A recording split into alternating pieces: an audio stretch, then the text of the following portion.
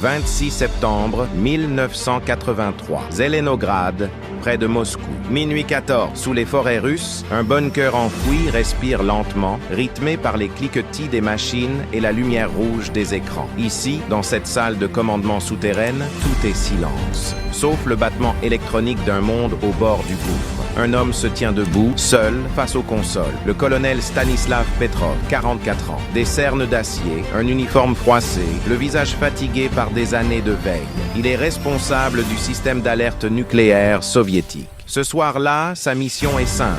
Surveiller le ciel, détecter une attaque américaine et, si elle vient, en informer le Kremlin. Puis, la sirène déchire le silence. Une lumière rouge s'allume, missile américain détecté. Petrov sursaute, fixe l'écran. Un seul projectile au départ du Montana, en direction de l'Union soviétique. Quelques secondes plus tard, un deuxième, puis un troisième. Les alarmes s'enchaînent, froides, mécaniques, implacables. Minuit 15, la radio interne grésille dans son oreille. Confirmation du lancement, procédure standard, riposte immédiate. Derrière lui, 20 officiers attendent son ordre.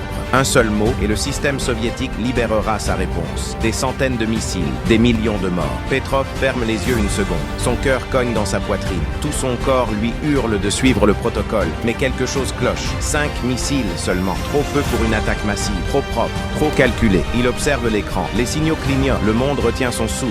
Le protocole dit agir sans hésiter. Son instinct dit attendre.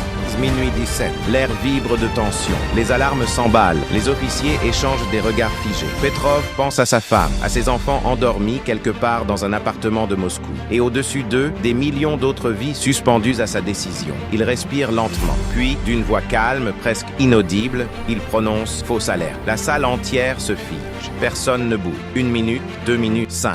Rien. Aucun missile dans le ciel, aucun impact. Les écrans restent vides. Le système s'était trompé. Un reflet du soleil sur les nuages, mal interprété par un satellite. Petrov s'appuie contre son bureau. Le souffle court. Il vient sans le savoir d'empêcher la Troisième Guerre mondiale. Mais au matin, aucun journal n'en parle. Aucune médaille, aucune reconnaissance. L'incident est classé secret. Petrov retourne chez lui, seul. Un appartement gris, un cendrier plein, une radio éteinte. Il s'assoit, allume une cigarette, regarde la fumée danser dans la pénombre. La cendre tremble entre ses doigts. Des années plus tard, quand l'histoire sera enfin révélée, un journaliste lui demandera « Pourquoi n'avez-vous pas suivi le protocole ?» Petrov haussera les épaules et sourira faiblement. « Je n'ai jamais voulu être un héros. Je voulais juste que personne ne meure à cause d'une erreur de machine. » Et dans cette nuit d'automne, sous les forêts soviétiques, un seul homme, inconnu, invisible, a tenu le monde dans sa main et a choisi de ne pas appuyer sur le bouton.